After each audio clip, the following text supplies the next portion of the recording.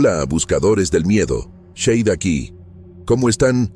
No olviden dejar su like y su comentario para saber si están disfrutando de nuestros videos. Prepárense, porque hoy vamos a contar relatos que ocurrieron en San Luis Potosí. Gracias por acompañarnos. Su participación es muy importante. Vamos a comenzar con los relatos. Ahora. Me llamo Jefferson y hasta hace poco pensé que la vida por fin me estaba dando un respiro. Siempre he sido una persona común, alguien que se levanta temprano, que se preocupa por llegar puntual al trabajo, que agradece poder regresar a casa y encontrar a su esposa esperándolo con la cena lista. No tengo familia numerosa ni grandes ambiciones. Lo único que quería era una vida estable, sencilla, y la oportunidad de formar una familia con Beatriz, mi esposa. Beatriz y yo llevamos 5 años casados. Ella es organizada, devota y muy hogareña. Siempre soñó con ser madre y me decía que esperaba con paciencia a que yo encontrara un empleo mejor para dar ese paso. No pedía lujos, solamente cierta seguridad, un poco de tranquilidad para recibir un hijo sin que nos faltara lo básico. Ese sueño parecía cercano cuando conseguí entrar a trabajar en una de las empresas grandes de San Luis Potosí, de esas con oficinas en el centro, con pisos completos de escritorios, aire acondicionado constante y empleados con corbata que se mueven rápido como si todo fuera urgente. Vivir en la capital tiene su ritmo, el ruido de los camiones sobre la avenida Carranza, el tráfico que no perdona ni en sábado, los puestos de tamales en las esquinas humeando desde las 6 de la mañana. Yo me levantaba, me bañaba rápido, desayunaba un café con pan que Beatriz dejaba en la mesa y salía corriendo con el maletín. Tomaba el camión entre empujones y miradas cansadas, y aunque el recorrido era pesado, me sentía diferente. Ya no era el hombre con trabajos temporales y sueldos cortos. Ahora formaba parte de algo que parecía estable. Además de Beatriz, la única familia que me quedaba era mi padre, Afonso. Mi madre había muerto cuando yo era niño, y desde entonces él fue todo para mí.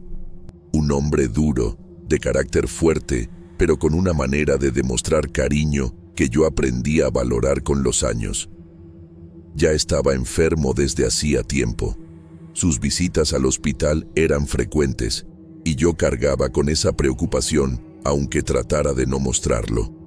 Para él yo era su orgullo, y cuando le conté que al fin tenía un puesto serio, me dijo que ya podía descansar tranquilo, que yo estaba encontrando mi camino.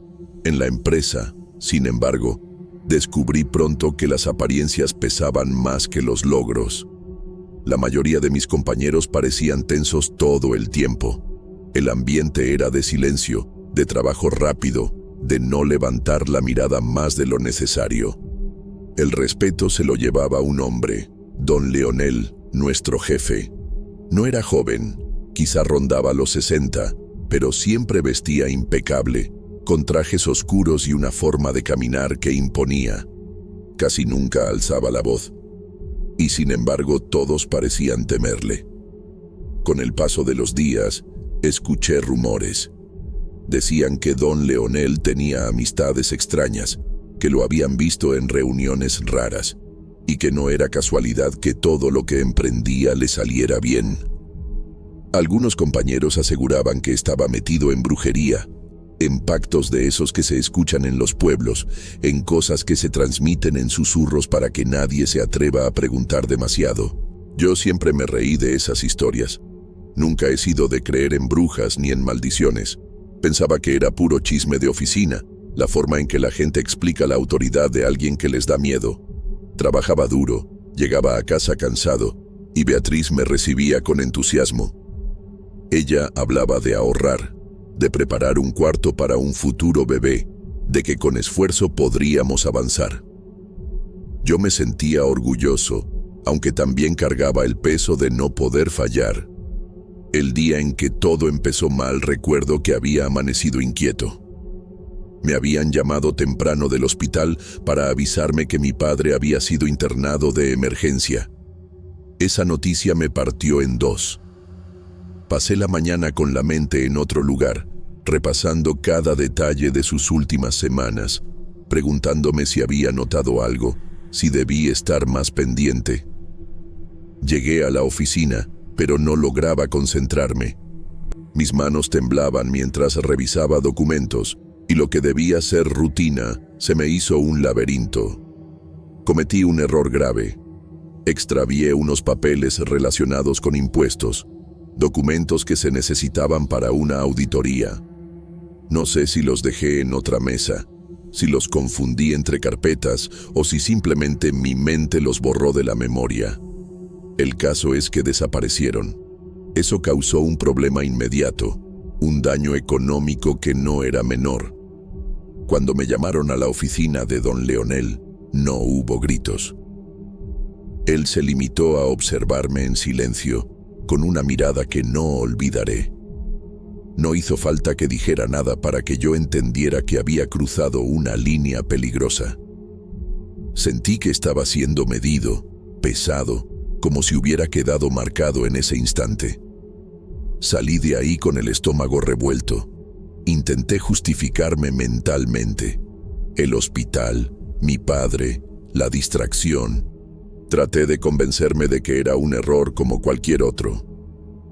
Pero había algo en ese silencio, en la forma en que don Leonel me observó, que me dejó intranquilo.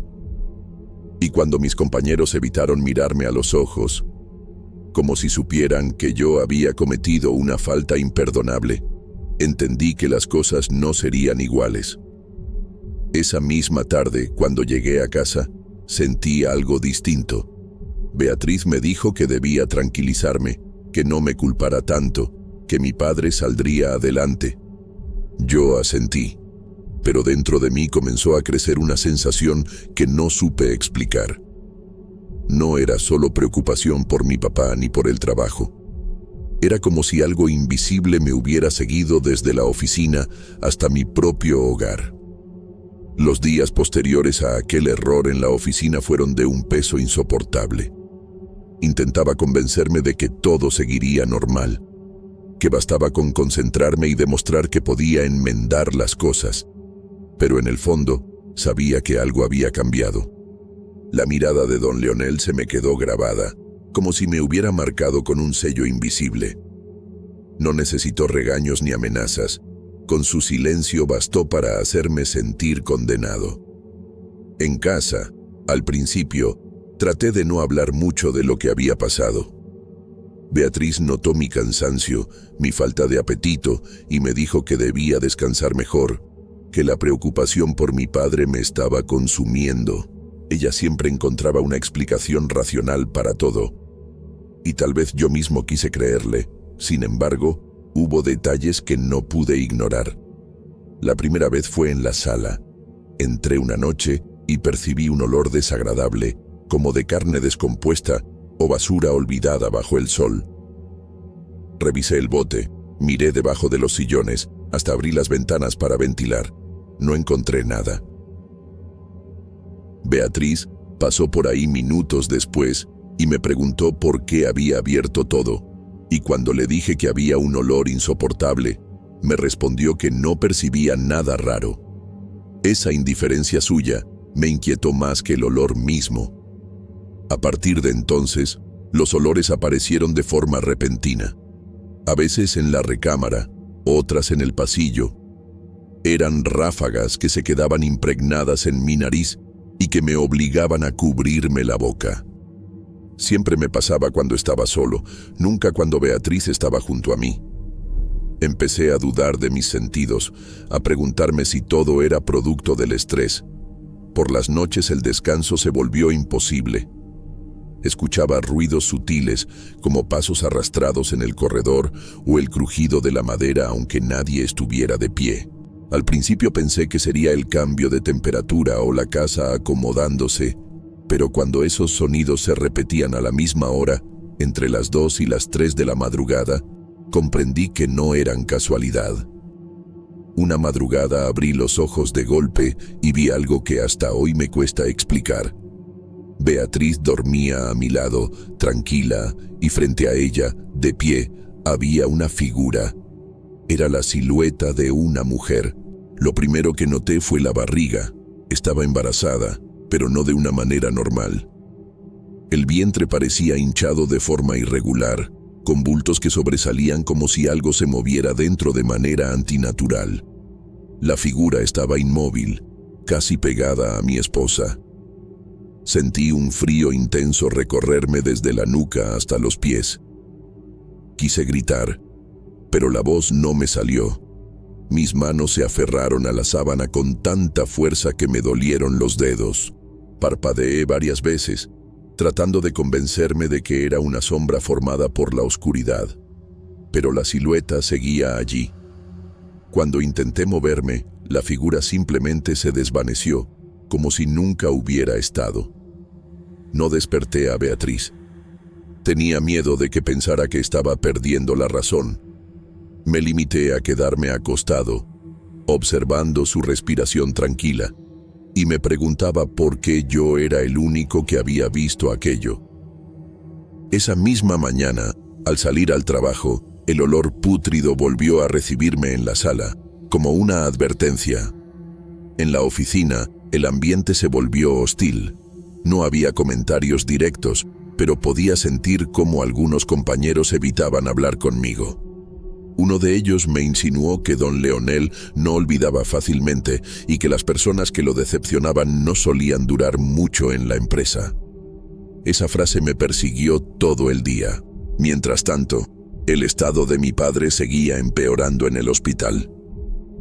Cada llamada me hacía temblar, temiendo que fueran malas noticias. Me sentía dividido. Por un lado, la preocupación legítima por su salud. Por el otro, esa sensación opresiva de que algo se había colado en mi casa. Algo que no pertenecía a este mundo.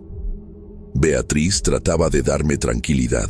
Me decía que debía dormir más, que mi imaginación estaba jugando en mi contra. Aseguraba que lo que yo llamaba olores eran solo nervios y que las sombras que describía eran producto del cansancio. Yo asentía, pero en mi interior crecía una certeza distinta. Lo que veía y olía no era producto de la mente, era real, aunque no pudiera probarlo. Cada noche se volvió un tormento. Encendía la luz varias veces, recorría la casa buscando intrusos invisibles, y al regresar a la cama encontraba a Beatriz durmiendo plácida, como si nada la perturbara.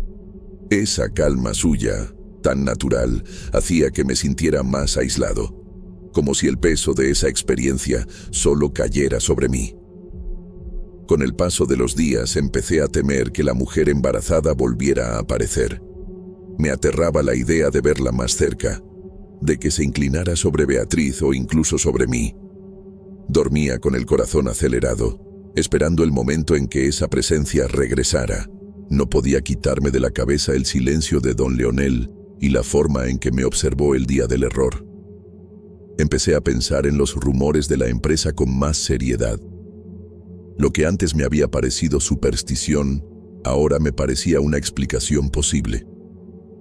¿Y si realmente estaba involucrado en cosas oscuras? ¿Y si mi error no era solo un tropiezo laboral, sino una ofensa que había desatado algo contra mí? Esa duda se instaló como una espina en mi mente, y con cada noche sin descanso, con cada olor repentino, con cada sombra que creía ver, esa espina se hundía más y más. Con el paso de los días, lo que había comenzado como olores extraños y sombras fugitivas se volvió más intenso. La casa dejó de ser un refugio y se convirtió en un lugar de tensión constante. Cada vez que entraba en una habitación, sentía que algo me observaba. No había ruidos fuertes, pero había un silencio que aplastaba, una sensación de que cada movimiento mío era vigilado, juzgado. Los olores pútridos no eran siempre los mismos. A veces eran leves, casi imperceptibles, otras veces tan intensos que me obligaban a retroceder y abrir todas las ventanas de golpe. Beatriz nunca los percibía. A veces me preguntaba si ella estaba protegida de alguna forma, o si simplemente mis sentidos habían empezado a traicionarme, pero la intensidad de la experiencia me decía que era real. Una noche, mientras intentaba dormir, lo vi de nuevo. La mujer embarazada estaba de pie junto a la puerta del cuarto, más nítida que la primera vez. Su silueta se recortaba contra la penumbra y el abdomen deformado parecía moverse ligeramente, como si algo viviera dentro. La temperatura de la habitación cayó y un escalofrío recorrió todo mi cuerpo. Quise despertarme, correr hacia la luz, pero algo me impedía moverme. Era como si mis pies estuvieran clavados al suelo. Empecé a notar detalles que antes no había percibido. Un ligero temblor en las cortinas, sombras que se prolongaban más de lo que la luz de la calle proyectaba, un murmullo apenas audible, casi como un suspiro detrás de mí. Cada vez que Beatriz pasaba cerca de esa figura, parecía atravesarla sin verla, como si no existiera. Ese contraste entre la normalidad de mi esposa y la presencia que yo percibía me hizo sentir completamente solo, aislado en mi propia casa. Mi mente empezó a jugarme trucos. Durante el día, cuando revisaba documentos o trabajaba en la computadora, veía destellos de la figura reflejados en ventanas o espejos. Intentaba convencerme de que era la luz, el cansancio, cualquier explicación racional, pero la sensación de amenaza era demasiado real. Comencé a caminar por la casa con miedo, midiendo cada paso, evitando ciertos rincones, como si estuviera atrapado por algo invisible. Las pesadillas se volvieron constantes. Soñaba con salas vacías iluminadas por luces mortecinas, con pasillos interminables y una voz susurrante que me decía que mi error no podía quedar impune. En algunas ocasiones veía a Beatriz con una barriga enorme, pero deformada, como si la figura de la mujer la hubiera tocado mientras yo dormía. Cada despertar era un alivio momentáneo, solo para volver a sentir miedo en cuanto abría los ojos. En el trabajo, la presión se intensificó. La sensación de que don Leonel sabía lo que estaba pasando en mi vida privada me paralizaba. Algunos compañeros comenzaron a mirarme con una mezcla de lástima y cautela, evitando comentarios directos, pero sus gestos me hablaban más que las palabras. Empecé a sentir que estaba aislado, atrapado entre el mundo laboral y un hogar que ya no era seguro. La preocupación por mi padre, que seguía hospitalizado, aumentaba mi ansiedad. Cada visita al hospital era un recordatorio de mi impotencia. Sentía que no solo estaba perdiendo el control sobre la salud de Afonso, sino también sobre mi propia vida. La presencia en casa parecía aprovechar cada debilidad, cada momento de distracción o cansancio, para acercarse más. Beatriz comenzó a notar cambios en mí. El nerviosismo, los despertares abruptos, las manías de revisar cada rincón de la casa. Ella insistía en que solo estaba estresado, que la preocupación por mi padre y el trabajo me estaban consumiendo. Yo quería creerle, necesitaba creerle, pero no podía ignorar lo que mis sentidos me decían. Cada noche que pasaba sin dormir, cada sombra que veía, cada olor que no podía explicar, reforzaba la certeza de que algo extraño me estaba persiguiendo. El miedo se mezclaba con la culpa, pensaba constantemente en mi error en la oficina. El recuerdo de la mirada de don Leonel era un peso que llevaba conmigo a todas partes. Comencé a preguntarme si realmente existía esa maldición de la que todos hablaban. Antes me parecía imposible, ahora parecía la única explicación posible. Cada vez que cerraba los ojos, imaginaba la figura de la mujer junto a Beatriz y sentía que algo dentro de la casa me advertía, me amenazaba silenciosamente. Mi relación con Beatriz se volvió tensa sin que ella lo supiera completamente. Ella no veía lo que yo veía, no sentía lo que yo sentía, y eso nos separaba. Trataba de protegerla, de mantenerla tranquila, pero la distancia crecía cada día. Empecé a temer no solo por mí, sino por ella. ¿Qué pasaría si la figura realmente tenía alguna intención sobre ella? si lo que parecía un simple espectro era en realidad algo más oscuro y poderoso? En esos momentos, la realidad se mezclaba con la paranoia. Caminaba por la casa como un espectro más, vigilando cada sombra, cada sonido. Mi mente ya no podía descansar. Sabía que no podía mostrar miedo frente a Beatriz, pero tampoco podía escapar de lo que sentía. La sensación de amenaza se volvía más concreta, más tangible, y comprendí que mi vida y la de mi esposa estaban atrapadas en algo que no podía controlar ni entender del todo. Esa noche, el miedo que había ido acumulándose durante semanas se volvió insoportable. Sabía que algo iba a suceder, aunque no podía decir qué ni cuándo.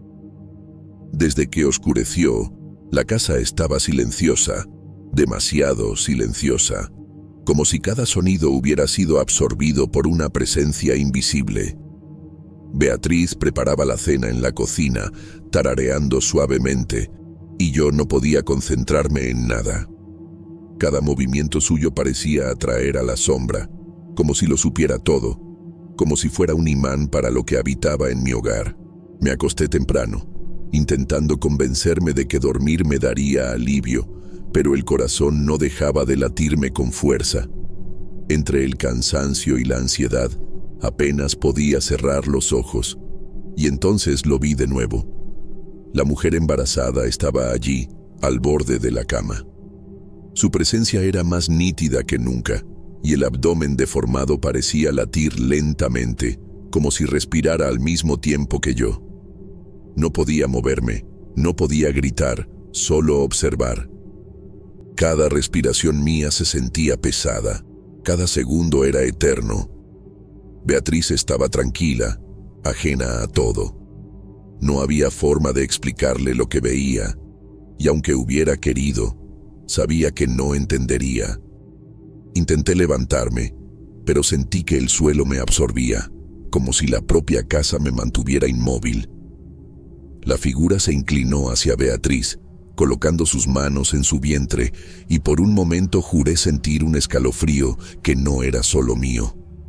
Era un peso que atravesaba la habitación, un frío que penetraba hasta los huesos y una sensación de amenaza que no tenía nombre. Pasaron minutos que parecieron horas. La figura no hablaba, no hacía ningún sonido, pero su sola presencia era suficiente para llenarme de terror. Recordé entonces los rumores de la empresa, los susurros sobre don Leonel y sus pactos. Tal vez no eran solo supersticiones. Tal vez había algo real detrás de aquella mirada silenciosa que me castigó por mi error. Al día siguiente, la noticia que temía llegó. Mi padre había fallecido. El dolor me partió en pedazos. La tristeza y la culpa se mezclaron con la sensación de terror que me acompañaba desde semanas atrás. Beatriz intentó consolarme, diciéndome que todo saldría bien, que yo había hecho lo posible por él, que ahora debíamos pensar en nuestro futuro. Yo asentí, pero mi mente estaba atrapada en otra preocupación, la presencia en nuestra casa, la mujer embarazada, y lo que eso podía significar para Beatriz y nuestro futuro hijo. Días después, Beatriz comenzó a notar un retraso en su ciclo. Me dijo, con ilusión contenida, que quizá estaba embarazada. Yo sentí una mezcla de alivio y horror al pensar en que la presencia había estado rondando el vientre de mi esposa, en que tal vez algo había tocado su cuerpo sin que ella lo supiera. Una ansiedad insoportable me recorrió. El olor pútrido volvió a invadir la habitación, súbito e intenso, como recordándome que lo que estaba por venir no sería sencillo, que la amenaza no había desaparecido. Ya no podía diferenciar entre lo real y lo que mi mente imaginaba. Cada sombra, cada olor, cada pequeño sonido se transformaba en una advertencia. Caminaba por la casa con cuidado, revisando cada habitación, asegurándome de que Beatriz estuviera segura, pero la sensación de que algo invisible nos vigilaba no me abandonaba. Dormía solo con un ojo abierto, Y aún así, la figura parecía moverse incluso cuando cerraba los ojos. La empresa seguía siendo un lugar tenso. No había confrontación directa con don Leonel, pero su presencia era un recordatorio constante. En cada reunión, en cada correo, sentía que su mirada invisible me evaluaba, que mi error nunca sería olvidado. Comencé a pensar que tal vez la maldición no se limitaba a mí, sino que podía extenderse a mi futuro hijo. La historia terminó, al menos por ahora, con nosotros intentando continuar la vida. Beatriz mostraba signos de embarazo, y yo me esforzaba por mantener la calma y aparentar normalidad. Pero cada noche, cuando la casa se llenaba de silencio, el olor pútrido regresaba y sentía la presencia cerca de nosotros, acechando, como si esperara algo. No sé si don Leonel nos había maldecido realmente o si todo era producto de mi mente desgastada por el estrés, el miedo y la pérdida. Lo único que sé es que vivimos bajo una tensión constante, con la certeza de que algo más grande que nosotros se ha instalado en nuestra vida, y así seguimos, atrapados entre la esperanza de un nuevo comienzo y la sospecha de que lo que viene no será fácil, con la sensación de que algo invisible aún observa cada paso que damos.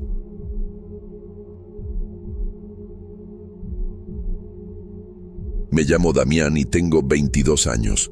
Vivo con mi familia en un rancho al norte del estado de San Luis Potosí, rodeado de extensos campos de pasto, pequeños cultivos de maíz y frijol, y una mata densa que limita con la propiedad. La casa es sencilla: paredes de adobe blanco, techo de teja y un pequeño patio de tierra donde criamos gallinas y conejos. La vida aquí siempre ha sido tranquila, marcada por los ritmos de la naturaleza. El canto de los gallos al amanecer, el sol caliente de mediodía y el viento que atraviesa los árboles al caer la tarde. Mi padre, Alberto, siempre ha sido un hombre de trabajo duro. Salía temprano para revisar los cercos, cuidar a los animales y, a veces, internarse en la mata cercana para cortar leña o buscar leña seca para el fuego. Mi madre, Sara, se ocupaba de la casa y de nosotros, mis hermanos. Marco, que tiene 24 años y ayuda con las labores más pesadas del rancho, y los pequeños Tiago y Miriam, de 10 y 7 años, que solían acompañarnos a cuidar los animales o recoger leña cerca de la casa. Nuestra rutina era simple: despertar con el sol, preparar el desayuno con tortillas recién hechas, cuidar los cultivos y los animales, y por las noches, cenar juntos antes de dormir temprano para estar listos al día siguiente. Todo cambió un día cuando mi padre salió hacia la mata, como lo hacía tantas veces, diciendo que iría a revisar unos árboles que parecían débiles y recoger leña para la leña del fogón. Nadie pensó que fuera algo fuera de lo común, hasta que las horas pasaron y no regresaba. Mi madre intentó mantenerse tranquila, repitiendo que él conocía bien la zona y que seguramente aparecería al anochecer. Marco y yo caminamos por los senderos que llevaban a la mata, preguntando a vecinos y observando cada rincón, cada curva de los caminos, esperando verlo salir. Tiago y Miriam comenzaron a inquietarse, preguntando con miedo dónde estaba su papá, y cada respuesta que dábamos parecía insuficiente. Al segundo día, lo vimos aparecer al borde del sendero que cruza la propiedad. Primero sentimos alivio, pero pronto ese sentimiento se tornó inquietud. Alberto estaba cambiado. Caminaba despacio, con los hombros caídos y la mirada perdida en algún punto indeterminado de la mata.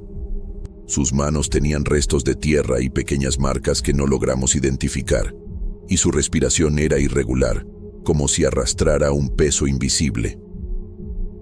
Lo más desconcertante fue que comenzó a dibujar símbolos en las paredes de la casa y en el suelo del patio, figuras complejas que nunca habíamos visto. Nadie entendía su significado y él no explicaba nada. Solo hablaba de una voz que lo había llamado en la mata y de una misión que debía cumplir.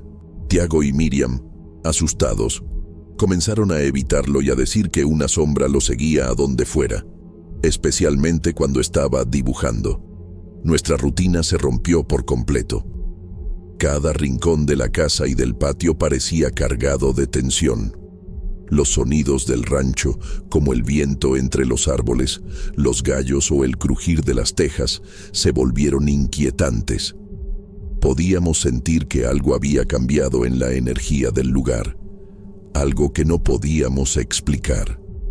Marco intentaba buscar explicaciones racionales, pensando que tal vez el agotamiento o la ansiedad habían afectado a nuestro padre.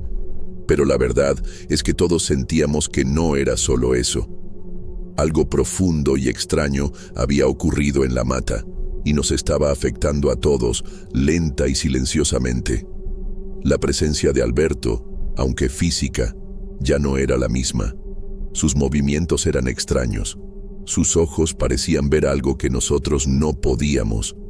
Cada dibujo, cada susurro que él hacía frente a los símbolos, nos recordaba que la vida tranquila del rancho había cambiado para siempre. Ese primer día después de su regreso fue solo el inicio de lo que se convertiría en una experiencia que nadie en nuestra familia olvidaría jamás. Los días siguientes después del regreso de mi padre fueron los más largos y extraños que recuerdo. La rutina del rancho seguía igual en apariencia. El sol saliendo entre la mata, el canto de los gallos, el olor del café y las tortillas, el trabajo de cuidar los animales y los cultivos. Pero todo se sentía diferente. Cada sonido, cada sombra, parecía estar cargada de una presencia que no podíamos explicar. Alberto seguía dibujando símbolos.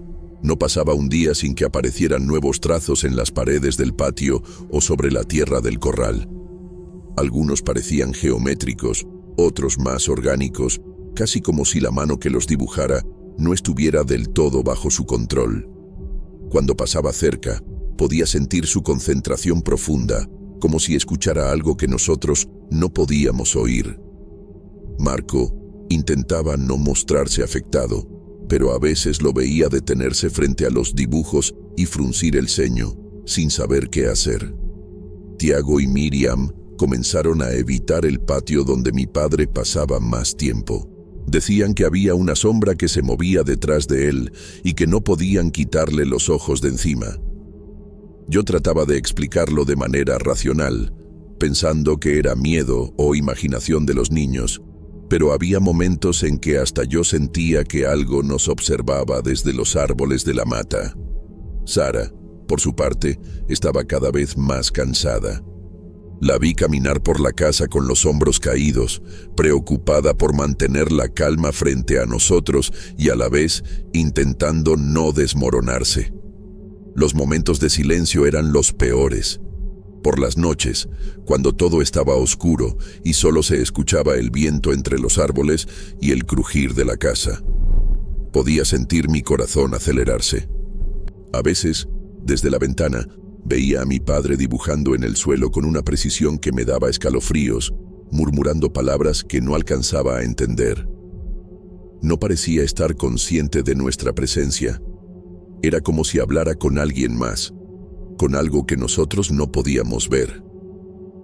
Intentamos hablar con él, preguntarle sobre lo que había visto en la mata, pero sus respuestas siempre eran vagas. Contaba que algo lo había llamado y le había mostrado una misión, pero no podía explicar en detalle.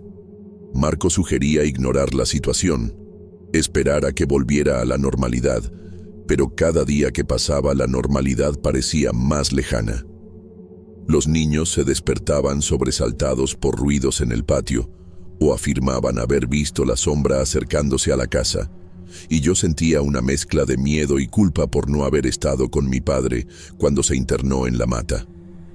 Incluso la comida y los animales empezaron a sentir el cambio. Las gallinas evitaban acercarse al patio cuando mi padre estaba dibujando, y el perro que siempre lo seguía ahora se mantenía a distancia. Cada objeto en la casa parecía estar cargado de la tensión que él traía. Los símbolos ya no eran solo dibujos, eran recordatorios de que algo había pasado en la mata. algo que nos había tocado a todos, aunque nadie pudiera nombrarlo. Durante esos días también sentí cómo se formaba un muro entre nosotros. Marco y yo discutíamos sobre qué hacer. Sara se preocupaba por los niños y yo intentaba contener el miedo de todos, pero sentía que no bastaba. Tiago y Miriam empezaron a dormir en la habitación de mi madre, abrazados uno al otro, evitando el contacto con su padre, y yo los miraba con impotencia, sintiendo que algo dentro de Alberto había cambiado para siempre. La casa, que antes era un lugar seguro y lleno de rutina, ahora estaba impregnada de tensión. Cada sombra proyectada por la luz del sol o de la luna parecía moverse con intención. Cada crujido de las vigas o del piso de madera se sentía más fuerte, como si algo invisible estuviera caminando entre nosotros. La presencia de mi padre se volvió un recordatorio constante de lo desconocido, de lo que había ocurrido en la mata y del miedo que todos sentíamos, pero nadie podía explicar. Ese periodo de nuestra vida en el rancho me enseñó que el terror no siempre viene de golpes fuertes o ruidos bruscos, sino de la espera, de los gestos inexplicables, de la sensación de que algo que conocemos profundamente ya no es lo mismo. Cada día que pasaba con mi padre así era un recordatorio de que la vida tranquila del rancho había sido interrumpida de manera irreversible y que algo mucho más grande y extraño nos estaba rodeando. Algo que todavía no entendíamos y que empezaba a afectar la forma en que veíamos nuestro hogar y nuestro mundo. Después de varias semanas conviviendo con la extrañeza de mi padre, mi madre decidió que no podíamos seguir así. La rutina del rancho se había convertido en un peso insoportable. Los niños apenas querían salir al patio. Las gallinas y los conejos parecían sentir la tensión, y cada vez que mi padre dibujaba los símbolos, Tiago y Miriam se escondían detrás de mi madre, murmurando que la sombra los seguía sin descanso. Sentíamos miedo, confusión y una desesperación que no sabíamos cómo manejar. Fue entonces que Sara recordó a Efraín, un curandero que vivía en un rancho vecino y era conocido en toda la región por sus prácticas espirituales sincréticas, mezclando elementos de chamanismo, tradición indígena y rituales de la tierra. Decidimos ir a verlo, aunque con cierto recelo. Nunca antes habíamos buscado ayuda de ese tipo. Caminamos por senderos de tierra hasta su rancho, rodeados de árboles y arbustos que parecían susurrar con el viento. Efraín nos recibió con calma y observó a Alberto sin decir una palabra al principio, solo examinando sus gestos, su respiración y la manera en que sostenía su cuerpo. Nos explicó, de manera indirecta, que algo en la mata había tomado parte del alma de mi padre y que esa ausencia era la razón de su comportamiento extraño y de los símbolos que dibujaba. Según Efraín, la única manera de intentar recuperar a Alberto era ofrecer un sacrificio a la tierra, un gesto simbólico que demostrara respeto y buscara restaurar lo perdido. Nos indicó cómo construir un altar de piedra en el patio de nuestro rancho, cómo colocar las ofrendas y cómo invocar la intención de devolver el equilibrio. Cada instrucción estaba impregnada de solemnidad. Y aunque nos resultaba extraño, no podíamos negar que era nuestra única esperanza. Durante días montamos el altar con cuidado. Colocamos comida simple, tortillas, maíz, frutas y algunos objetos personales de mi padre que podrían tener significado para él. Encendimos velas, rociamos un poco de agua de manantial y seguimos las indicaciones de Efraín para que el ritual tuviera efecto. Sin embargo, Alberto continuaba distante, absorto, dibujando símbolos como si nada hubiera cambiado. Marco y yo sentíamos la frustración crecer. Cada día que pasaba sin mejoría parecía borrar cualquier esperanza que tuviéramos. En medio de esta tensión, llegó Luis, nuestro primo de 23 años, sobrino de mi padre Alberto. Había escuchado rumores de nuestra situación y quiso visitar el rancho para ver si podía ayudar. Pasó un día tranquilo, caminando por los alrededores y observando la mata cercana, mostrando curiosidad por los símbolos y por la manera en que Alberto actuaba. Esa noche, mientras nosotros nos reuníamos alrededor del altar, Luis decidió adentrarse en la mata, diciendo que quería entender lo que estaba pasando. Nunca volvió. Lo buscamos por horas, gritando su nombre entre los árboles, siguiendo senderos y rastros, pero no quedó señal de él. El desaparecimiento de Luis nos golpeó con una mezcla de miedo y culpa. Alberto, sorprendentemente, comenzó a mostrar cambios leves después de esa noche. Su mirada, antes perdida, empezó a enfocarse en detalles del rancho, observando los animales, el patio, incluso los símbolos que había dibujado. No hablaba de la misión ni de la voz en la mata, pero se notaba que algo en él comenzaba a volver a la calma. Sara respiró un poco más tranquila. Marco suspiraba con cautela, y yo sentía una mezcla de alivio y temor. Alivio porque parte de nuestro padre estaba regresando, temor porque no sabíamos qué había ocurrido realmente con Luis, ni qué parte de Alberto seguía siendo la misma que antes. La casa seguía impregnada de tensión, pero los gritos y los llantos de los niños habían disminuido. Tiago y Miriam todavía miraban de reojo a la sombra, pero comenzaban a acercarse al patio. Sin embargo, la sensación de que algo de la mata aún nos observaba se mantenía, sutil, pero constante. Sabíamos que el ritual, el altar y las ofrendas habían tenido algún efecto, pero también comprendimos que la experiencia nos había cambiado para siempre y que nunca volveríamos a ver la mata con la misma tranquilidad de antes. Esa etapa del rancho fue un tiempo de espera cargada de emociones. Miedo, incertidumbre, culpa y una tensión que nos unía y nos mantenía alerta. Cada día nos enseñaba que la normalidad que conocíamos antes de la desaparición de mi padre había sido reemplazada por un mundo donde lo inexplicable se había vuelto parte de nuestra vida cotidiana, y que algo que no entendíamos del todo seguía latiendo, escondido, entre los árboles que rodeaban nuestro hogar. Con el tiempo, las cosas empezaron a retomar cierta rutina en el rancho, aunque nada volvió a ser igual. Alberto ya no pasaba horas dibujando símbolos sin explicación, y su mirada volvía a posarse en nosotros y en los animales, aunque de vez en cuando se detenía en el patio o en la mata, como si recordara algo que nosotros no podíamos comprender. Marco comentaba que, aunque parecía más presente, había detalles en sus gestos y en su manera de moverse que todavía le resultaban extraños, y yo sentía lo mismo. Nuestro padre estaba de regreso, pero no del todo. Tiago y Miriam comenzaban a caminar por el patio sin miedo, aunque de vez en cuando mencionaban la sombra que seguía a su padre.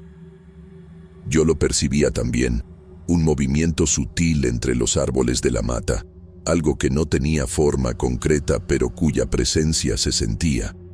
Sara intentaba mantener la calma, organizando las tareas de la casa y cuidando a los animales, pero podía ver en sus ojos la preocupación permanente, la sensación de que algo permanecía fuera de nuestro alcance y que quizá nunca entenderíamos por completo. Los días se fueron sucediendo con una mezcla de normalidad aparente y tensión latente. Alberto regresaba a sus actividades en el rancho, cortaba leña, alimentaba a los animales y ayudaba en los cultivos, pero siempre con cuidado de no acercarse demasiado a los símbolos que aún quedaban en el patio. Marco y yo nos turnábamos para limpiar y cubrir algunos de esos dibujos, mientras los niños observaban, curiosos pero todavía un poco temerosos. Había una sensación constante de que la mata cercana era un límite invisible que separaba lo que habíamos conocido de algo más profundo y desconocido. A pesar de los cambios positivos, la ausencia de Luis seguía presente. Cada vez que alguien mencionaba su nombre, un silencio pesado se extendía por la casa.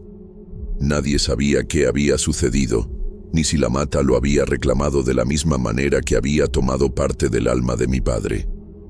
Esa incertidumbre nos recordaba que el equilibrio que intentábamos recuperar era frágil y que la vida en el rancho ya no estaba exenta de misterios y peligros que no podíamos controlar. Por las noches, al mirar el cielo desde el patio, escuchando el viento entre los árboles y los ruidos lejanos de los animales, sentía una mezcla de alivio y temor. Alivio porque parte de nuestro padre había vuelto, pero temor porque algo persistía, invisible y constante, entre la mata y nosotros. Sara dormía cerca de los niños y yo podía escuchar cómo su respiración se mezclaba con la quietud de la noche, consciente de que nada nos permitiría olvidar lo que habíamos vivido. El terror no se manifestaba en gritos o apariciones espectaculares. Se encontraba en los detalles cotidianos. La forma en que Alberto se detenía a mirar la tierra, la manera en que Tiago y Miriam observaban las sombras entre los árboles, el silencio que llenaba la casa en ciertos momentos del día. Era un recordatorio constante de que algo nos había tocado profundamente y que, aunque intentáramos reconstruir nuestra vida, la experiencia nos había cambiado para siempre. Sabía que la normalidad era solo una ilusión parcial.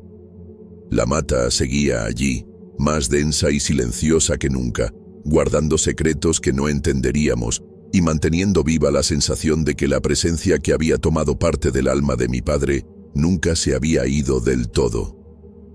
Cada día, al caminar por el rancho, al alimentar a los animales o al mirar los símbolos que aún permanecían en el patio, sentía que algo invisible nos observaba, un recordatorio de que nuestra experiencia en la mata había dejado cicatrices profundas, imposibles de borrar por completo.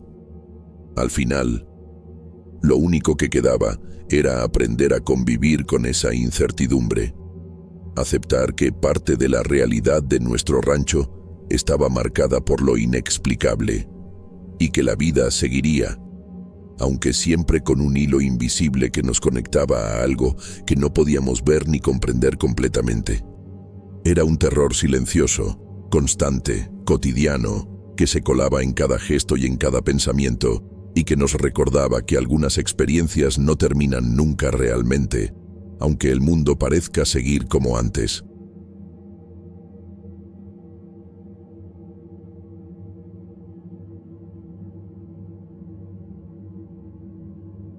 Me llamo Ana Cecilia, tengo 28 años y soy maestra de primaria aquí en San Luis Potosí, en la capital. Recién me casé con Fernando, que es abogado, y nuestra vida es bastante normal. Café juntos en la mañana, un par de charlas rápidas antes de salir al trabajo y después cada quien a lo suyo. Nunca he sido de creer en cosas sobrenaturales, fantasmas o historias de terror. Siempre he pensado que todo tiene explicación lógica, aunque algunas veces me sorprenda lo que puede pasar en la vida cotidiana. Mis días en la escuela siguen una rutina que ya conozco al dedillo. El edificio es antiguo, con paredes que empiezan a descascararse, ventiladores de techo que crujen cuando giran y un olor constante a café, tizas y libros viejos. Los pasillos siempre están llenos de estudiantes corriendo, gritando o discutiendo sobre cualquier cosa. Es un caos que, de alguna manera, me resulta familiar y hasta reconfortante. Mis alumnos llevan uniformes azules y blancos, y muchos traen mochilas coloridas que casi siempre dejan tiradas en las sillas. Todo parecía normal, hasta que empecé a notar a un alumno distinto. Se llamaba Cayo, tenía 13 años y se acababa de cambiar a mi grupo. Al principio no pensé mucho de él, parecía un chico tímido, reservado, como tantos otros, pero poco a poco, algo me hizo sentir incomodidad. Cayo nunca copiaba nada en su cuaderno, no hacía preguntas, no entregaba tareas y no interactuaba con nadie. Solo se quedaba sentado, mirando al frente, como si observara un mundo que yo no podía ver. Al principio intenté ignorarlo, pensando que era simplemente un adolescente distraído o con problemas en casa. Pero sus ojos eran diferentes. No eran solo apagados o cansados. Parecían completamente vacíos, sin emoción alguna, como si no hubiera nadie dentro de ellos. Cada vez que cruzaba su mirada, sentía un frío extraño en el estómago, un nudo que se me formaba sin razón aparente. Me decía a mí misma que estaba exagerando, pero la sensación persistía. Había detalles que me empezaban a inquietar aún más. Cayo nunca reía, nunca se frustraba, nunca mostraba alegría o enfado. Mientras los demás niños corrían, gritaban y jugaban en el patio durante el recreo, él se quedaba sentado, inmóvil, observando. Era imposible saber si realmente escuchaba las instrucciones o si entendía las lecciones. Había algo en su forma de mirar que me desconcertaba. Una neutralidad absoluta que me hacía sentir una mezcla de curiosidad y miedo. Un día, mientras organizaba los cuadernos en mi escritorio, noté que me observaba, pero no había expresión alguna en su rostro, ningún indicio de emoción, solo esos ojos vacíos que me provocaban una sensación extraña, como si me estuviera viendo a través de algo invisible. Mi corazón comenzó a latir más rápido y un escalofrío recorrió mi espalda. Intenté convencerme de que era mi imaginación, pero la sensación era tan real que no podía ignorarla. Conforme pasaban las semanas, me encontraba revisando mi lista mental de preguntas. ¿Por qué no participa? ¿Por qué no entrega tareas? ¿Es solo un chico callado o hay algo más?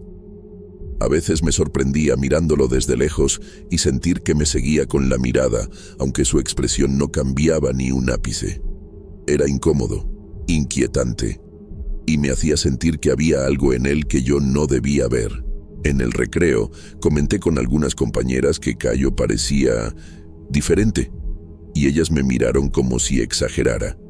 Ninguna había notado algo extraño, solo pensaban que era un niño tímido. Esa indiferencia de los demás solo aumentaba mi sensación de soledad y miedo silencioso. Me sentía atrapada entre lo cotidiano y una inquietud inexplicable que crecía poco a poco. Cada mañana, al entrar al aula, sabía que Cayo estaba allí, sentado en la misma silla, observando el mundo sin involucrarse en nada. Y cada vez que cruzaba su mirada, esa sensación de frío y desconcierto se instalaba un poco más en mí. Era sutil, casi imperceptible, pero constante. Me decía que no creyera en fantasmas ni cosas sobrenaturales, pero algo dentro de mí empezaba a dudar, y una inquietud silenciosa se hacía cada vez más presente en mi rutina aparentemente normal. No podía hablar de ello con nadie, porque sonaba irracional, casi ridículo.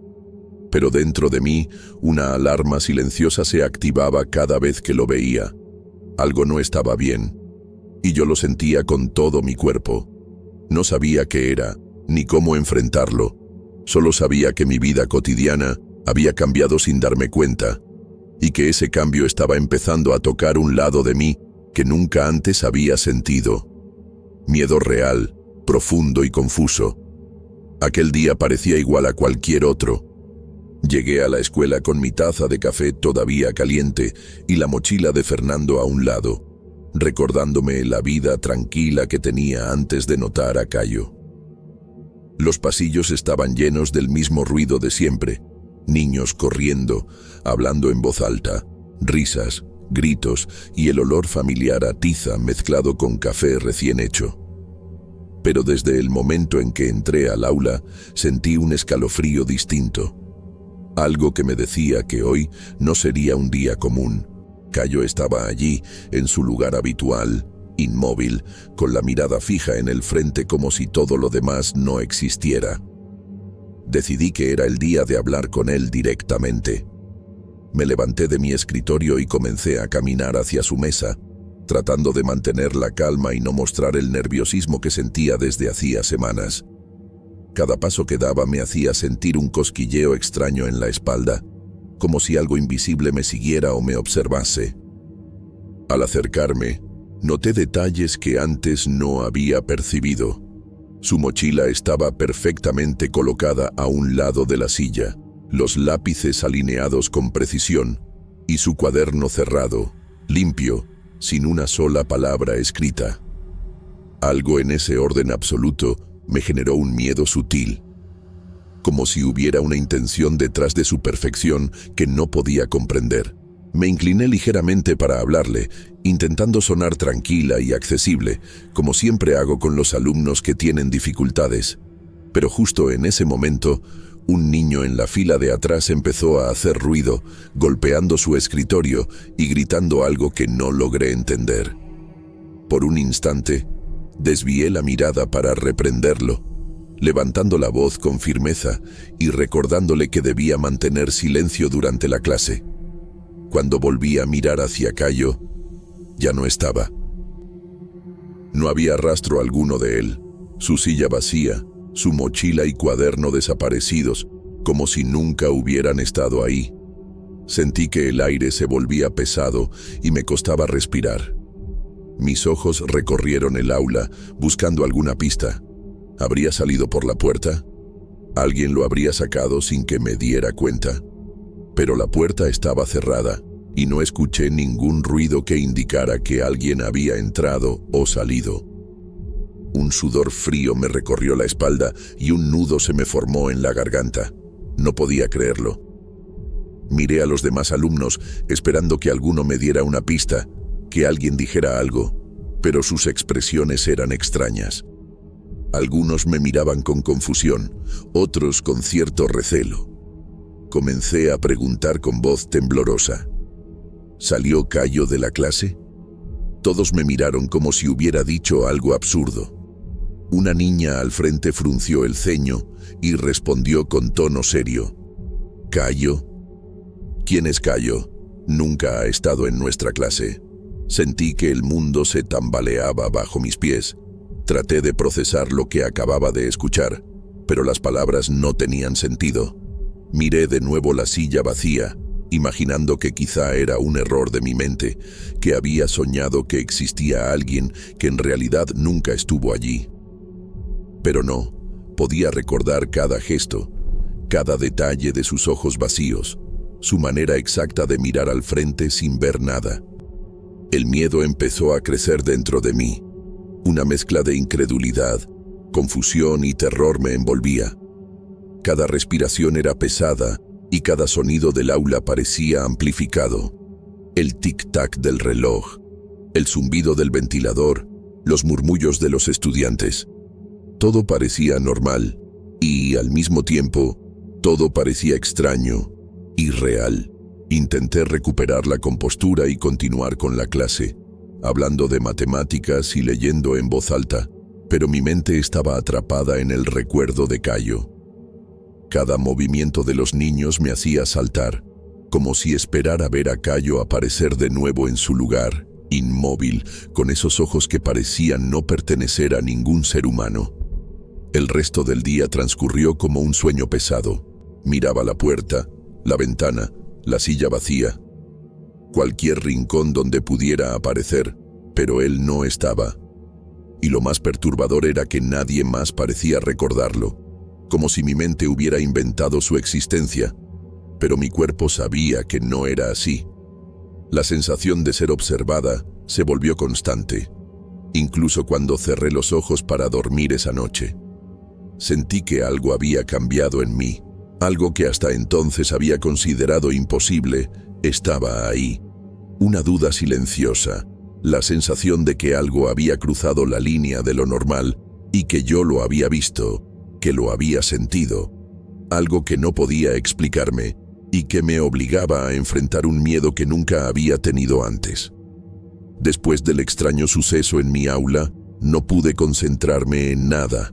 Cada paso por los pasillos de la escuela parecía pesado, como si el aire mismo llevara una carga invisible que me observaba. La silla vacía de Cayo seguía presente en mi mente, y la incredulidad me impedía dormir. Sabía que debía buscar respuestas, aunque cada fibra de mi ser temiera lo que podría descubrir. Decidí dirigirme a la dirección de la escuela. Caminé por los corredores tratando de mantener la calma, pero cada sonido me sobresaltaba. El roce de los uniformes, murmullos lejanos, el crujido del piso viejo. Todo parecía normal y al mismo tiempo irreal. Cuando llegué a la oficina de la directora, noté que el lugar estaba tal como siempre. Escritorios desordenados, papeles apilados, el teléfono sonando ocasionalmente. Pero yo sentía que algo había cambiado, que mi mundo cotidiano se había roto. Le conté a la directora lo sucedido en la clase, describiendo la conducta de Caio, su silencio absoluto, sus ojos vacíos y cómo nunca entregaba nada ni participaba en actividades. Intenté mantener la compostura, aunque mi voz temblaba y un nudo en la garganta me dificultaba hablar. Cada palabra parecía increíble incluso para mí, y sentía miedo de que todo sonara irracional. Entonces la directora me explicó que el único alumno llamado Caio, que ya había estudiado en esa misma sala de clase, nunca estuvo en mi grupo actual. Él había muerto 5 años atrás, a los 13 años, en un accidente de carro. Esa revelación me heló la sangre y me dejó sin aliento. La mezcla de incredulidad, miedo y confusión se apoderó de mí. No podía entender cómo había interactuado con alguien que no podía estar allí. Mi mente repasó cada detalle de aquel alumno, su silencio absoluto, su mirada vacía, la manera en que parecía observar sin realmente ver. Todo adquiría un significado aterrador. Sentí un vértigo sutil, un hormigueo frío recorriendo mi espalda y un nudo en la garganta que no desaparecía. Cada recuerdo de sus gestos y su presencia era vívido y tangible, imposible de haber sido imaginado, y sin embargo, él no estaba vivo.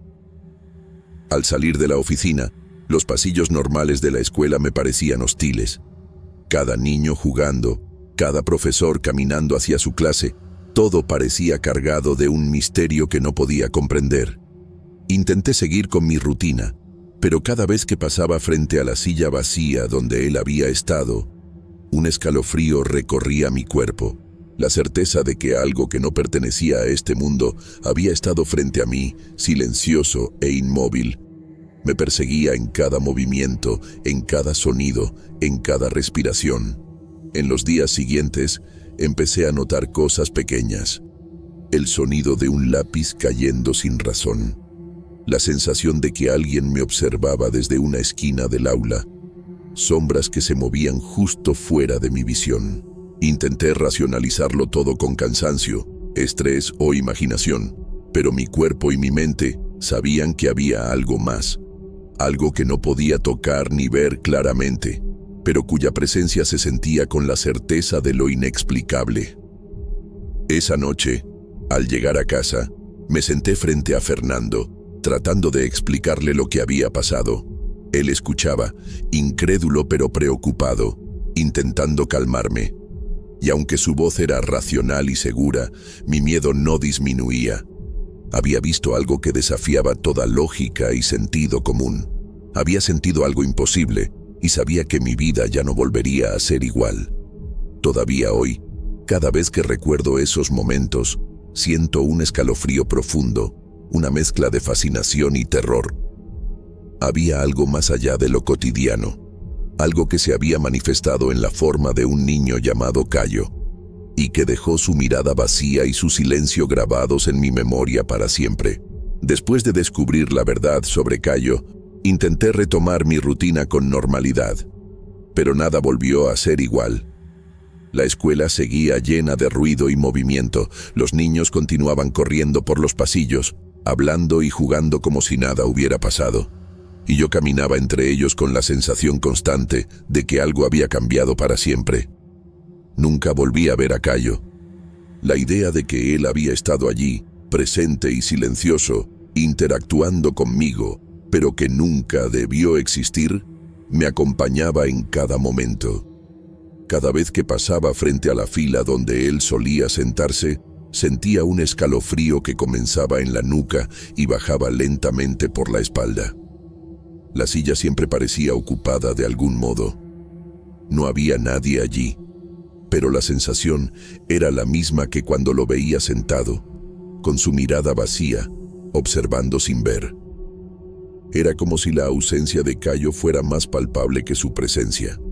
La silla parecía sostener un vacío tangible que yo no podía ignorar. Mis días se llenaron de pequeños detalles que me recordaban su existencia imposible. El cuaderno de algún alumno que caía al suelo y parecía abrirse en la página exacta que yo había imaginado para él. El sonido de una mochila moviéndose al lado de la silla vacía. La sensación de que alguien me observaba desde el rincón del aula, aunque no hubiera nadie allí. Mi mente trataba de racionalizarlo todo, pero cada intento terminaba reforzando el miedo. Me sentía atrapada entre lo cotidiano y lo inexplicable, y esa tensión constante empezó a pesar sobre mi cuerpo y mis emociones. A veces, al cerrar los ojos por la noche, podía sentir la presencia de Cayo. No era una imagen clara, ni un rostro definido.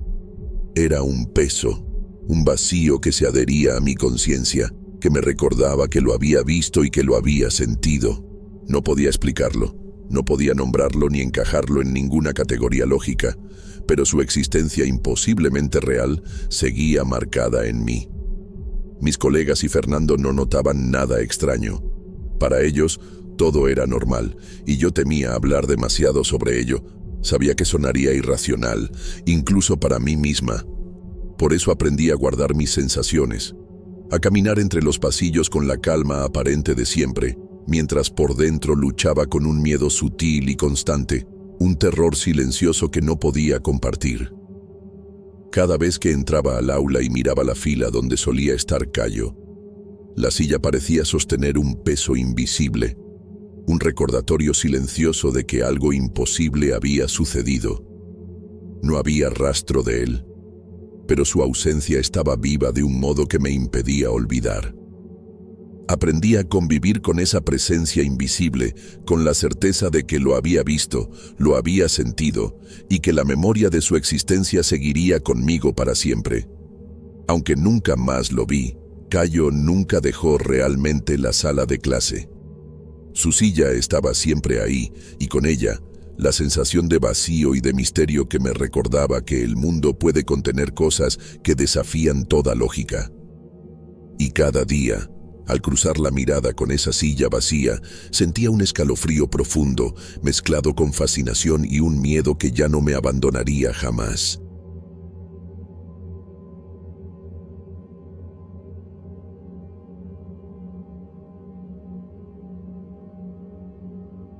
Me llamo Marisa y siempre creí que mi vida en el pequeño pueblo de San Luis Potosí sería tranquila, sencilla y feliz.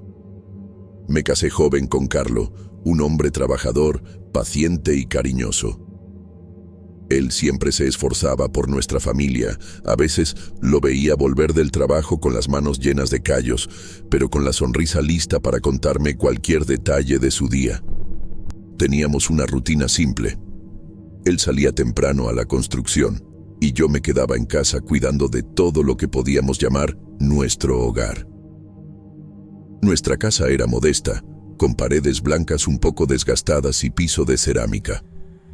Desde la ventana de la cocina veía el varal colmado de ropa que se movía con el viento, y el olor del café recién hecho llenaba toda la casa cada mañana. Carlo tenía gestos pequeños pero llenos de cuidado. Una jarra de agua fría sobre la mesa cuando llegaba del trabajo, un beso rápido en la frente antes de que me recostara a descansar, la manera en que arreglaba mis mechones de cabello despeinados con suavidad, todo eso me hacía sentir segura, protegida, querida. Al principio, todo marchaba bien.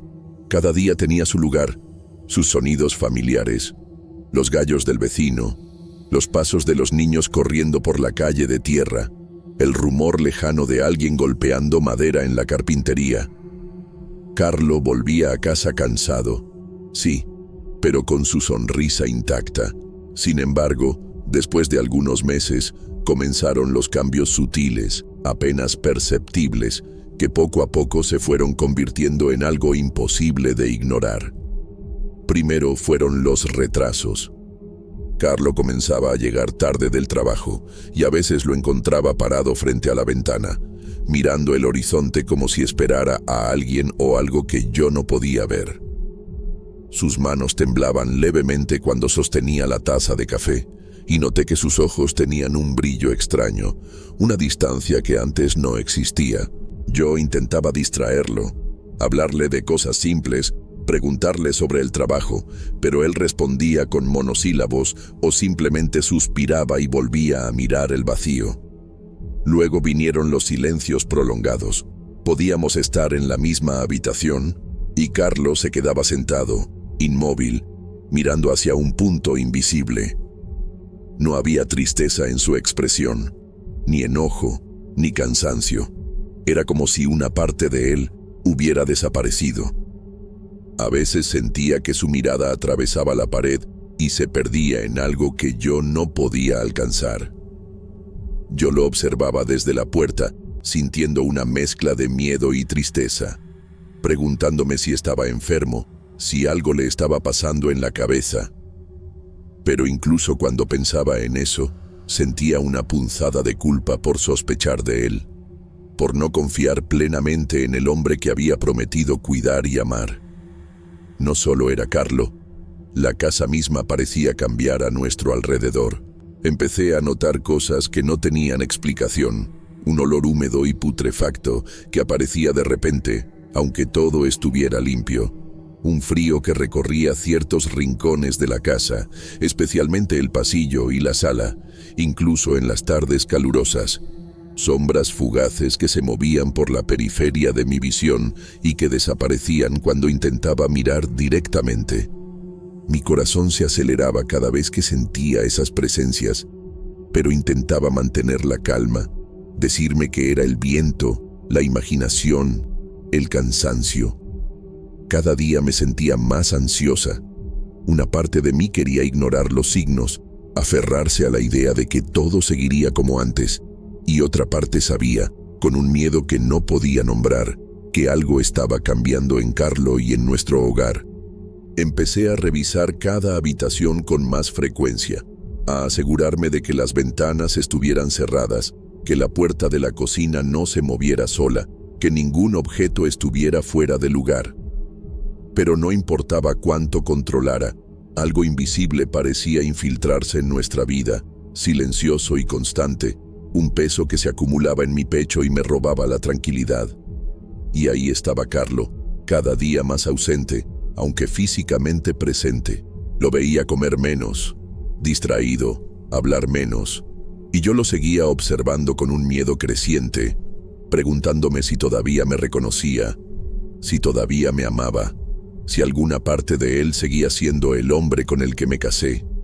Era un miedo silencioso, pero constante, una sensación de que la normalidad estaba resquebrajándose frente a mis ojos y que no había nada que pudiera hacer para detenerlo. Esa fue la primera parte de mi historia. La vida antes de la oscuridad era sencilla, llena de detalles pequeños, pero ahora ya podía sentir que algo más grande, algo imposible de comprender, comenzaba a acercarse lentamente, como una sombra que se extiende sin que nadie la note hasta que es demasiado tarde. Con el paso de los días, la casa que antes me daba calma comenzó a sentirse como un lugar distinto, extraño, casi ajeno. Carlo ya no llegaba solo cansado del trabajo. Llegaba distante, con la mirada perdida y un aire que no podía describir. Al principio intenté hablar con él, preguntarle si algo le molestaba, si estaba enfermo o preocupado por algo del trabajo. Él apenas asentía o negaba con un murmullo, pero sus ojos nunca me respondían. Era como mirar a un hombre que estaba allí, pero que había dejado de ser él mismo. Lo primero que me hizo sentir realmente miedo fue una tarde mientras doblaba la ropa limpia. Escuché que la puerta de nuestro cuarto se cerraba con un golpe seco. Al acercarme, lo encontré dentro, sentado en el suelo, con las piernas cruzadas y las manos extendidas sobre un círculo que había dibujado en la madera del piso. Su respiración era lenta, medida, y murmuraba algo que no reconocí como oración. No era a Dios, ni a la Virgen, ni a ningún santo que yo conociera. Solo palabras extrañas, casi como un canto, que parecía llenar la habitación de una presión invisible. Sentí un escalofrío recorrer todo mi cuerpo y me quedé paralizada, sin saber si debía entrar o dar media vuelta y huir. Desde ese día, las cosas empeoraron.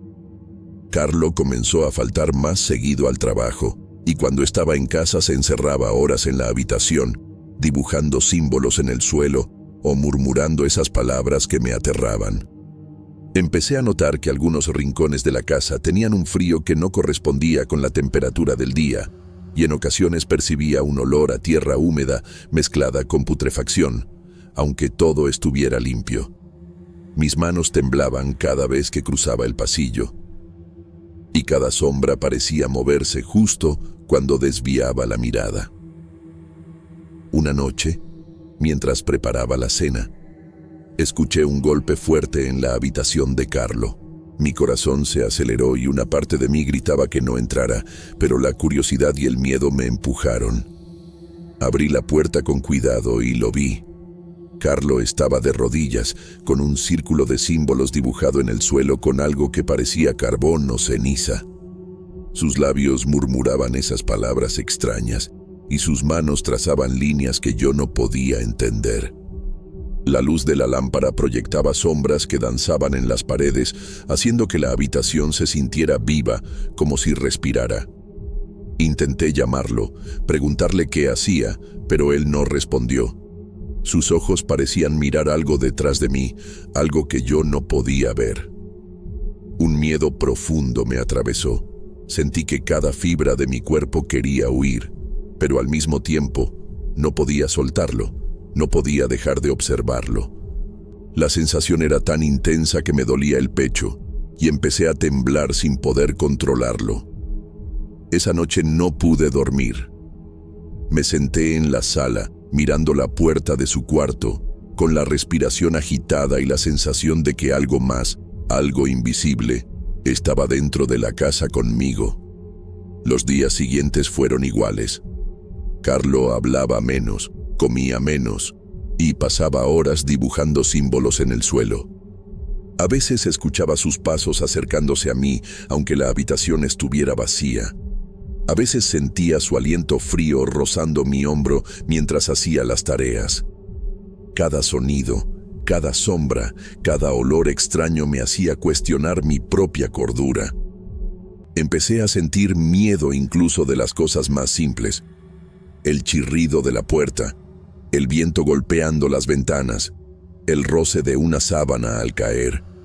Todo se volvía un recordatorio de que algo estaba cambiando en nuestro hogar y en Carlo. Un día, al entrar en la cocina, encontré que la luz del atardecer iluminaba la sala de una forma extraña. Las sombras parecían más densas, como si tuvieran peso propio. Vi algo moverse detrás de la cortina y sentí un escalofrío que recorrió mi espalda. Cada vez que giraba la cabeza, sentía que me observaban. Era como si la casa misma estuviera respirando, viva y consciente. Mi corazón se aceleraba, mis manos sudaban y cada vez me costaba más mantener la calma. Carlos seguía encerrado en su habitación, dibujando símbolos, murmurando palabras que no entendía, y yo me sentía atrapada en un lugar que antes llamaba hogar, pero que ahora parecía una trampa de la que no podía escapar. Ese miedo, silencioso pero constante, comenzó a devorarme poco a poco. No podía confiar en mis sentidos y tampoco podía confiar en él. Cada vez que lo veía a un hombre que conocía y al mismo tiempo a alguien o algo que no reconocía. Empecé a cuestionarme si estaba perdiendo la cabeza o si realmente algo extraño estaba sucediendo. La sensación de peligro era tan intensa que incluso comer o dormir se volvió difícil. La casa estaba llena de presencias invisibles y yo era incapaz de ignorarlas. Ese fue el momento en que comprendí que la vida que conocía ya no existía. Algo había entrado en nuestra casa, algo que lentamente estaba cambiando a Carlo y transformando nuestra rutina en una pesadilla silenciosa. Un terror que no necesitaba gritos ni sombras claras. Era la sensación constante de que algo maligno estaba allí y que yo estaba sola enfrentándolo.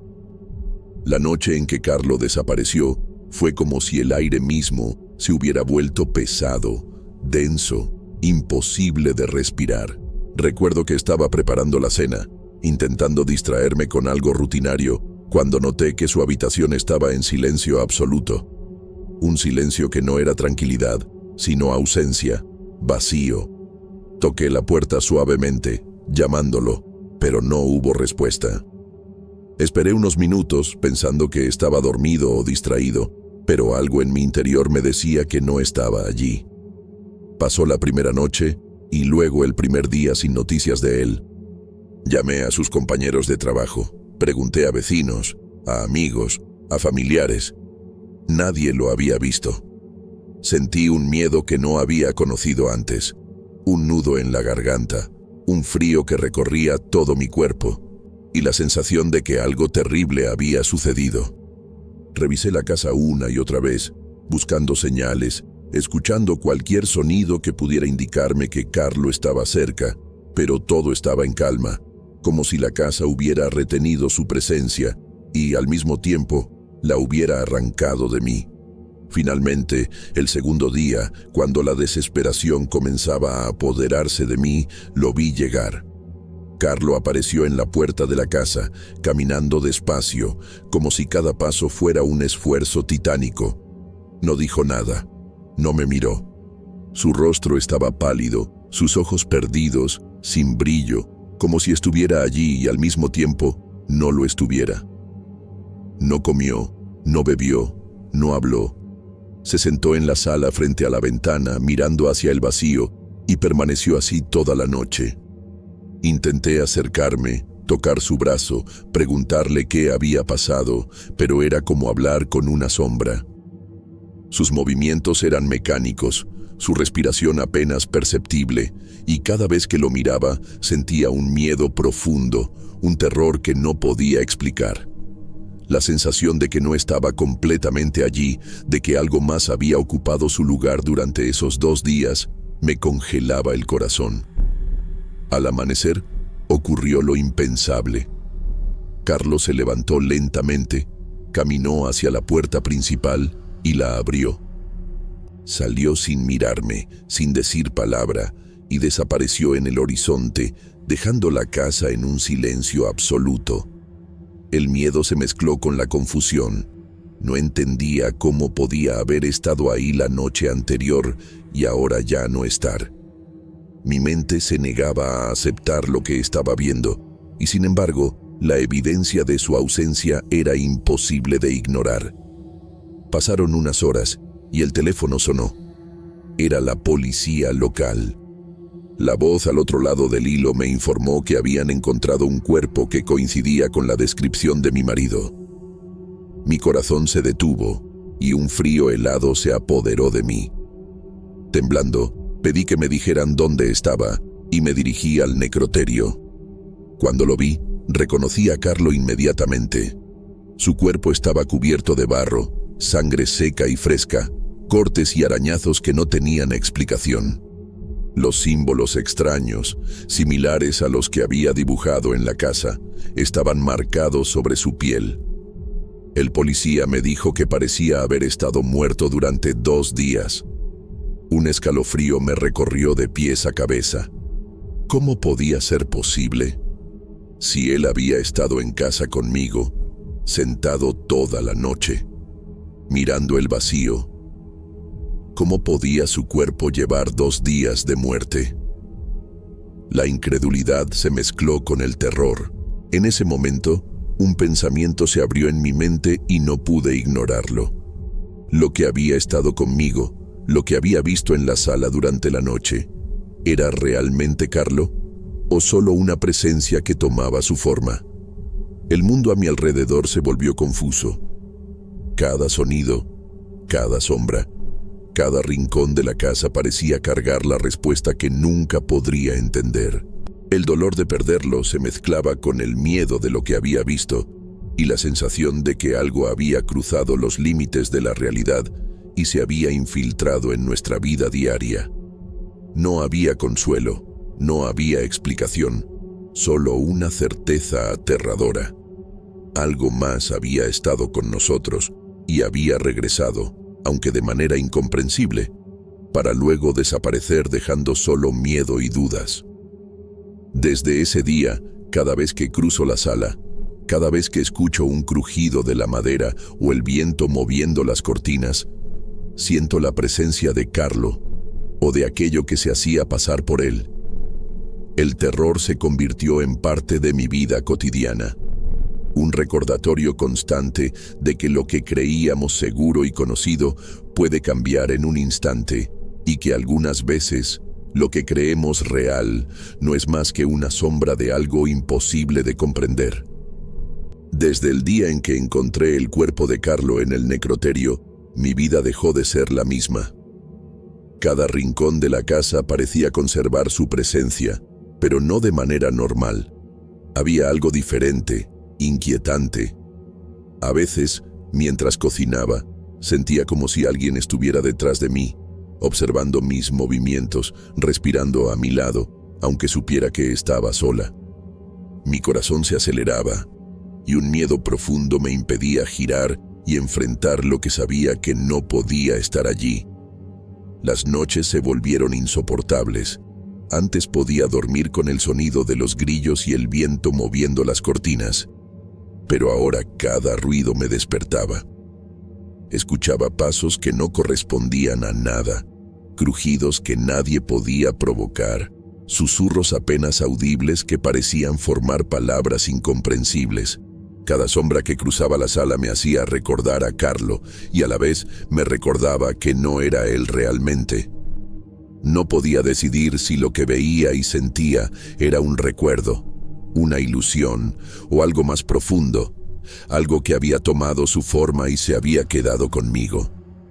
La casa estaba limpia, ordenada, pero todo parecía impregnado de un olor a tierra húmeda mezclado con putrefacción que no podía eliminar. Abría las ventanas, encendía velas, quemaba incienso, y nada quitaba la sensación de que algo había entrado en nuestra vida para quedarse. Cada vez que pasaba por el círculo donde Carlo había dibujado los símbolos, sentía un estremecimiento. Era como si la madera guardara una energía oscura que yo podía percibir sin entender.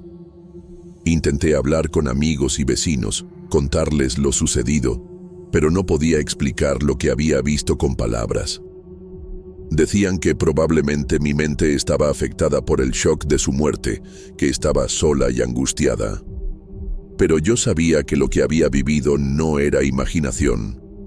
La sensación de que algo me observaba, que algo había regresado conmigo, era demasiado real. Incluso cuando intentaba racionalizarlo, mi corazón me decía que no podía confiar en lo que veía ni en lo que escuchaba. Un día, mientras organizaba la sala, sentí que algo se movía cerca del sofá. Me detuve, paralizada. La sensación de su presencia era tan intensa que mi cuerpo no podía moverse. Una corriente fría recorrió mi espalda, y por un instante juré escuchar su respiración, lenta, medida, como la de aquella noche antes de desaparecer. Me pregunté si realmente había sido Carlo o si lo que había regresado era solo un espíritu, un fragmento de él, atrapado entre el mundo de los vivos y de los muertos, condenado a repetirse una y otra vez. Intenté encontrar consuelo en la rutina, en las pequeñas tareas diarias, pero la sensación de amenaza constante no me permitía relajarme. Cada sombra, cada crujido de la madera, cada cambio de luz me recordaba que no estaba sola. A veces creía ver su silueta en los rincones, sentado en la sala, mirándome con ojos vacíos. Otras, sentía su aliento frío sobre mi cuello, aunque nadie estuviera cerca. Era un terror silencioso, psicológico, que me carcomía poco a poco, una presencia imposible de ignorar y aún más difícil de explicar. Con el tiempo aprendí a vivir con la duda, con la sensación de que la vida y la muerte, la presencia y la ausencia, podían cruzarse de manera inexplicable. No puedo decir que entiendo lo que pasó aquella noche, ni por qué regresó solo para desaparecer nuevamente. Solo sé que la casa nunca volvió a ser la misma, que algo invisible sigue allí, y que yo nunca volveré a ver a Carlo de la manera que lo conocí. A veces me pregunto si lo que convivió conmigo aquella última noche era su espíritu, o si era algo que había tomado su forma para confundirme, para hacerme temer lo que ya no podía comprender. El misterio permanece, y con él un miedo silencioso, profundo, que ya forma parte de mi vida. Cada día me recuerda que algunas cosas no se explican, que algunas presencias no se van, y que lo que creemos conocer puede cambiar para siempre en un instante. Desde entonces, camino por la casa con cuidado, observando cada sombra, cada rastro, cada símbolo que alguna vez estuvo allí. Y aunque no pueda verlo, aunque no pueda tocarlo, sé que algo quedó conmigo, algo que no es Carlo, pero que lleva su forma, su esencia, y que seguirá allí mientras yo viva.